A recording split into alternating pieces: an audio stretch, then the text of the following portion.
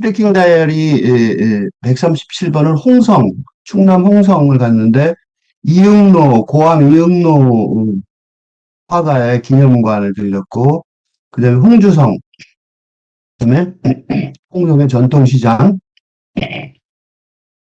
그다음에 광천토굴, 그다음에 서해랑길 63코스에 모섬 전망대하고 노을 전망대를 갔었습니다. 이응로, 화가 이응로의 미술관인데 왜 멀리서 전경을 보여주냐면 건축 대상을 받은 거예요. 이 전체가 다 건축인데 굉장히 자연스럽게 돼 있죠. 이게 2022년도 건축, 우리 한국의 대한민국 건축 대상을 받은 거라서 옆에 오른쪽이 생가이고 왼쪽이 미술관이에요. 그래서 전체 그림이 앞에 또 그 더 긴데 여기까지만 이렇게 전체 그림이. 그래서 이게 이응로의 집을 모티브로 지금 전시를 하고 있는데 이게 무슨 그림이냐면 고항 이응로가 어, 홍성에서 태어나서 파리에 살다가 돌아가셨는데 음, 이분이 이게 뭐냐면 수덕여관이 있어요. 예산에 그 1960년 동백림 사건으로 간첩 사건으로 억울하게 옥사를 2년 2년 정도 감옥에 있었는데 그리고 다시 파리로 가서 못 돌아와요. 근데 그때 떠나기 전에 이 수덕여관도 아주 유명한 여관이죠. 사연이 이건 찾아보세요. 사연이 아주 길어요.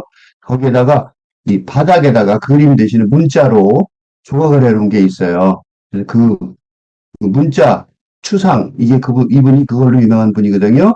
그래서 그거를 조금 전에 이렇게 어, 써놓은 거예요. 이분 특징이 문자 추상인데 프랑스 파리에서 문자, 이 한자 같은 거죠. 이런 한자 같은 한글 같은 거 이런 것들이 이렇게 추상처럼 보여주는 이런 그림으로 세계적으로 알려져 있는 분이고 사실은 파리의 동양미술학교가 세워지게 된 원인이기도 하고 교수로 프랑스에서는 엄청나게 존경받는 화가로 계셨었어요. 그 미술관 자체도 아름답죠. 미술관 자체도 이게 이제 홍성의 그 그림이죠. 홍성 자기 어릴 때 그린 그림이 홍성에 남은 그림인데 조선 미술 전람회 그러니까 1904년이니까 일제시대 때죠. 그래서 감옥소에 있던 안양교도소 그림이고 이건 이제 이은호 화백이 살았던 시절의 그림들이죠. 근데 이게 이제 이거는 이제 군상이라고 사람들이죠. 사람들이 막 이렇게 움직이는 모습이죠. 이게 광주 사태를 겪고 이은호 화백이 1989년도 작품이죠. 그 민중의 힘에 대해서 한국을 계속 생각하시는 거죠. 그래서 이 군상 그림이 또 하나 대표적인 작품이 군상 그림하고 문자 추상이에요. 예, 군상 그림이 이거 보시면 이게 뭔가 싶죠? 감옥소에 있을 때 다프라고 판자 같은 걸로 이 군상 그림을 만들기 시작해요. 맨 처음 물론 동양화로 시작을 하셨는데 아버지가 반대를 했는데 가서 동양화로 일본 그 국전에 조선시대 일제시대 때 했던 국전에 상을 받고 그러면서 동양화로 커지는데 이게 이제 서양화보다 그거 서양화하고 동양화가 합치는 그런 이제 그 노력을 이게 이제 그 드로잉들 작품들인데 그런 노력들이 동양화인지 서양화인지 묘한 그림들이죠. 그런 작업들을 한 어, 고뇌의 흔적들이 있고 이 미술관을 만들어지니까 각 미술관 수장자들이 기증을 해서 이 그림들이 다 남아있는 거예요. 이것도 파리에 처음 가서 만든 추상이죠. 추상 그림들이에요. 이끼라는 제목의. 맨 처음에 동양화를 이렇게 시작을 해요. 동양화를 시작하고, 그 다음에 40년의 해방 이후 한국화의 전통을 찾으려고 동양화에서, 동양화단들하고 노력을 하고, 그 단금 미술원, 그 다음에 이제 이렇게, 처음에 이게 그린 동양화 그림들이에요. 동양화 그림들이 정통 동양화 그림 화가였던 거죠. 이 화가였다가 이런 식으로 이제 동양화로 바뀐 거죠. 그러니까 자기가 동양화가로서도 충분히 이 자기 자리를 입지를 확보했는데도 불구하고 프랑스로 건너와서 다시 시작을 해서 서양화하고 섞어서 융합하는 그림을 그려낸 거고, 물론 서양에서는 우리는 이게 보면 그렇게 안 쇼킹할지 모르는데 숲이고 서양 사람들한테는 엄청난 쇼크였겠죠. 근데 동양화 처음 옛날에 그리던 그러니까 예전 그림 이 군상 그림들이죠. 또 그 군상 그림의 일부고요. 그 파리에서는 아주 대단한 뭐 미술학교의 주역이 될 만큼 동양미술학교에 파리의 동양미술학교에 주역이 될 만한 분이시니까 엄청난 존경을 세계적으로 우리한테 알려져 있지 않지 세계적으로 알려져 있고 이 건물 자체가 2013년 건축문화대상을 받은 건물이에요. 왜 대상을 받았냐면 이게 이제 그 건물들 안에 내가 좀 들어가 봤는데 옆에 이제 이렇게 자기 생가 원래는 생가를 건물 옆에 이렇게 생가가 있는데 이 생가를 보고 놓는 과정 속에서 어릴 때 이거는 이제 자기 어릴 때 그때는 그 화가라는 거를 1904년도 이때 무슨 화가를 뭐라고 생각했겠어요? 근데 그 본능적으로 자기는 이렇게 그렸다는 거죠.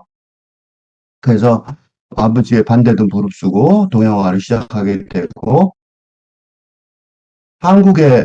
현재 한국의 삶을 그대로 반영하는 거죠. 그래서 파리로 가게 된 나이가 보시면 아시겠지만 굉장히 늦은 나이에요. 그러니까 한국에서 다 자리를 잡고 성취를 이루었는데도 불구하고 늦은 나이에 다시 파리로 가서 계시다가 또그 백건우 아니 저기 그 윤정이 납북 사건 같은 게 있었거든요. 그때 괜히 억지로 연결을 시켜서 간첩 사건에 몰려서 2년 동안 감옥에 있었고 감옥에 있는 동안에 예, 또 새로운 시리즈 군상 시리즈를 하고 나가서는 이제 파리에 계시면서 어, 최근에 돌아가신 지 얼마 안 됐고 그 돌아가신 이후에 이, 이 기념관이 세워졌고 이 파리에 있어요 기념관 묘소는. 그리고 프랑스 사람들이 굉장히 존경을 하고 이거는 한국에서 2004년도인가 그때 이제 100주년 기념전을 열리면서 한국에서도 이제 복권이 되는 거죠. 그 전까지 있었던 평가받았던 거. 그러니까 동양의 부시죠. 이게 67년도 부속할 때고 그때 이제 갇혀서도 이렇게 작업을 하고 이 작업 속에서 이제 군상이라는 작품이 나오게 돼요. 한 예술가의 엄청난 그 위대한 길이죠. 하나의 길. 그리고 이 전체 보시면 아시겠지만 건축이 그냥 그 건물이 아니라 전체 자연 전체와 이렇게 다시 연결돼 있죠. 그러니까 바로 이런 것 때문에 건축 대상을 받은 거예요. 이게 초창기의 그림이고 이게 이제 일본 그 국전을 받은 자기 그 조선미술전람회라고 그랬던 거죠. 그때 거기서 이렇게 이 자기만의 그 대나무 그림을 그리는 능력이 있었던 거예요. 그 동양 화가로도. 근데 이제 서양 화가로 다시 어, 전통을 벗어나려는 그 일본에서도 1930년대 그랬는데 그 일본하고 다른 방식으로 동서양의 통합을 하려고 노력한 과정 속에서 다시 유럽으로 가서 57년도에 가고 아주 늙은 나이에 많은 나이에 가서 가난한 생활을 하면서 수상 미술을 하고 추상 미술을 통해서 인정을 받고 그다음에 이제 문자 추상으로 어, 세계적으로 자기 자리를 잡고 그다음에 동백님의 같이 백건우 윤정이 납치 미술 사건 그래서 괜히 연루가 된 거를 작업을 해서 여러 명의 그 윤희상 음악가도 그렇죠. 우리가 세계적으로 알려진 예술가들을 잡아 체포를 해서 괜히 감옥소에 가둬놨던 독재시대 한물이죠. 여기는 홍주성인데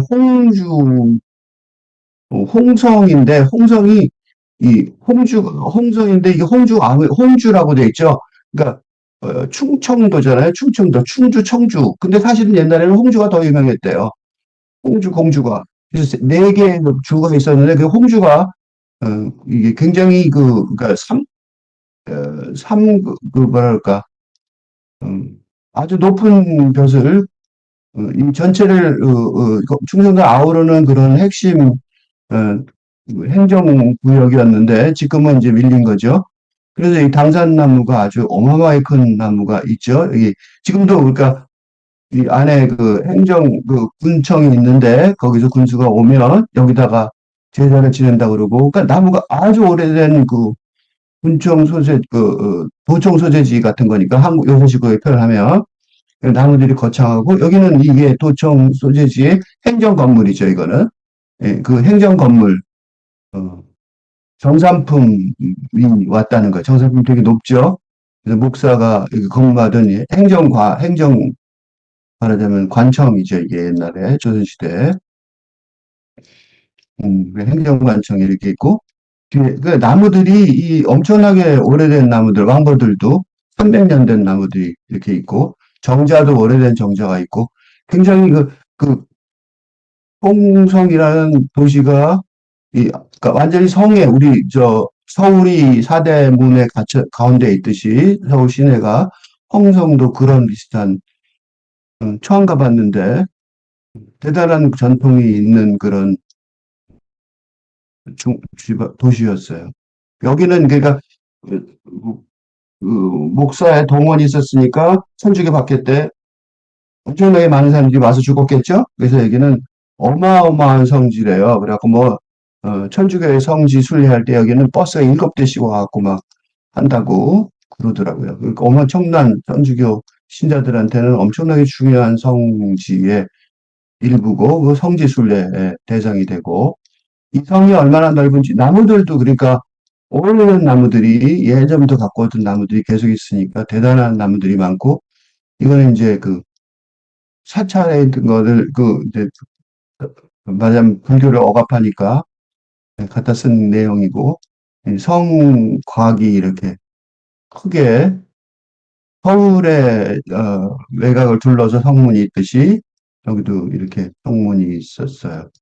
이건 물론 최근에 복원된 거고 그래서 일부러 성문 홍주성 바깥으로 나가서 이렇게 성곽에 어떤 거였는지 하기 위해서 일부러 성문 밖을 나가서 어, 복원된 성이 옛날에 어땠는지 보고 또 안으로 들어와서 누각으로 올라가서 이게 이제 복원된 게 2013년이죠. 다 복원된 게 아직도 다 복원 안 되고 어, 반 이상이 남아서 지금 계속해서 안에 있던 군청도 나가고 그래서 이거 제대로 복원이 나중에 된다 그러더라고요.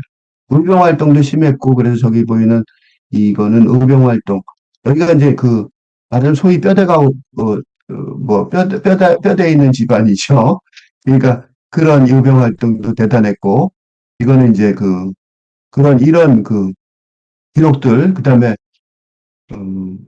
뼈대 있는 집안의 이런 그다음에 이런 충신들이 많았겠죠.